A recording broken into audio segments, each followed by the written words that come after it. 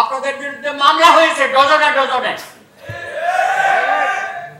আপনাদের অভিভাবক পরিবারের সদস্যদের বিরুদ্ধে মামলা হয়েছে। কি বক্তব্য তার! দুর্ভাগ্যবশত ওই ধানমন্ডি তিনের সাথে আমার বাসাটা, এবং সেখানেও আপনাদেরকে নিয়ে অনেক ঘটনা হয়েছিল, কিন্তু আপনাদের উপর হামলা করে ওই লেকের মধ্যে আপনাদেরকে ফেলে দিয়েছিল অনেকেই। আমি সেদিন দেখেছি আপনারা লেকে ঝাঁপ দিয়েছিলেন তাদের হামলার কারণে, এবং আপনাদের অনেককেই ধরে নিয়ে চলে আসছিল সেই অফিসে তিনের ধানমন্ডি। এটা এখন পোড়াবাড়ি গিয়ে দেখে আসবেন। ফেসিসদের কি দুরবস্থা হয়, তিনের এখন পোড়াবাড়ি আওয়ামী লীগের।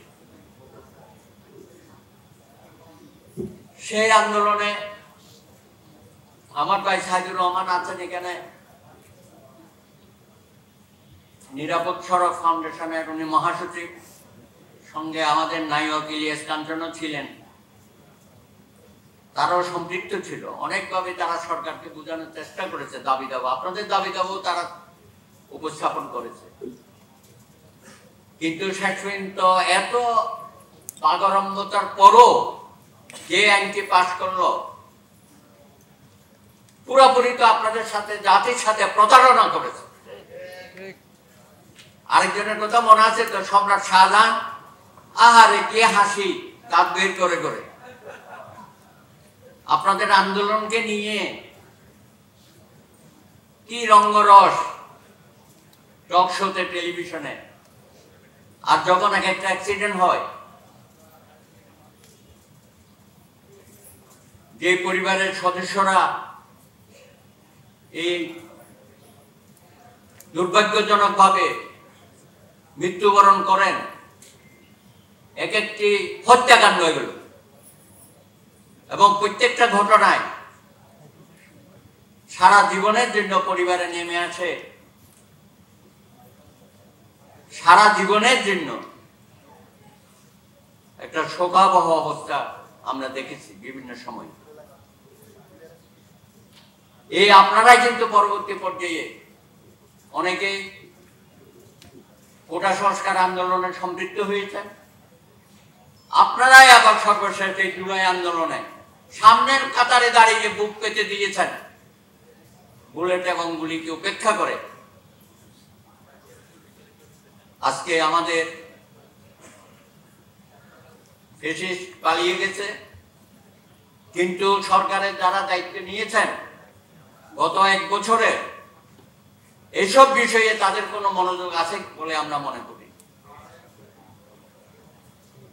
আপনাদের সাথে কোনো আলাপ আলোচনা হয়েছে কিনা? নিরাপদ সড়ক ফাউন্ডেশনের নেতা আছেন এখানে,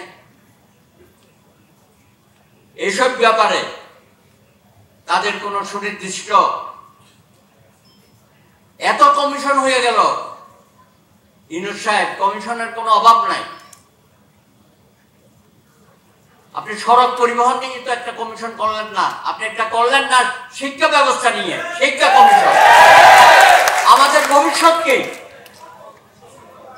এই আন্দোলনের পরে আজকে স্কুল, কলেজ, বিশ্ববিদ্যালয়গুলোতে কি পরিবেশ বিরাজ করছে?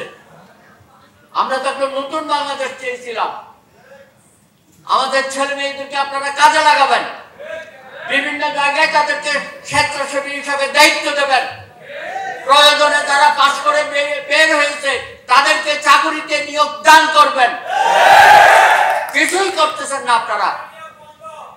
তাহলে কি হইলো? ফ্যাসিস্ট সরকারের পতনের পরে আমার ছেলে মেয়েদের ভবিষ্যৎ কি? আবার কি আরেকটা কিশোর বিদ্রোহের জন্য আমরা অপেক্ষা করব? এই কিশোর বিদ্রোহের মাধ্যমে আপনারা আহত হয়েছেন, আপনাদের বিরুদ্ধে মামলা হয়েছে ডজনে ডজনে। আপনাদের অভিভাবক পরিবারের সদস্যদের বিরুদ্ধে মামলা হয়েছে। দিনের পর দিন কোর্টে হাজিরা দিয়েছেন, বেল পর্যন্ত দেয় নাই। প্রয়াত ডক্টর জাফরুল্লাহ চৌধুরী আপনাদেরকে কারামুক্ত করার জন্য কোর্টের বারান্দায় ছুটে গেছেন, নিজে দাঁড়িয়ে ওখানে নিজে আর্গুমেন্ট করেছেন বিচারকের সামনে। এগুলো আমরা বলে যাই নাই। আপনাদেরকে নিয়ে অনেক তামাশা করা হয়েছে সরকারি দলের পক্ষ থেকে। আপনারা হলেন আমাদের অত্যন্ত সম্মানের কিশোর। আজকে অনেকেই যুবক তরুণ। আমি মনে করি আপনাদেরকেও এই সরকারের উচিত এই কিশোর বিদ্রোহে বা এই সড়ক আন্দোলনে যারা অংশগ্রহণ করেছেন আপনাদেরকেও জাতীয় বীর হিসাবে ঘোষণা করার জন্য আমি দাবি জানাচ্ছি। কারণ এটা না করলে পরে আগামী দিনে আমরা তো ভাই গত 17 বছর মনে করেছিলাম আমাদের দেশের ছাত্র সমাজ নাই, তরুণ নাই, সব নষ্ট হয়ে গেছে, কিন্তু আপনারাই প্রথম দেখিয়ে দিলেন কিশোর বয়সেও যে বিদ্রোহ করা যায় এবং পরবর্তী পর্যায়ে আমাদের তরুণ সমাজ আমাদেরকে যে বিজয় এনে দিয়েছে, আপনাদের সবাইকে আমি অবনত মস্তকে সম্মান জানাই, সেলিউট জানাই। ধন্যবাদ।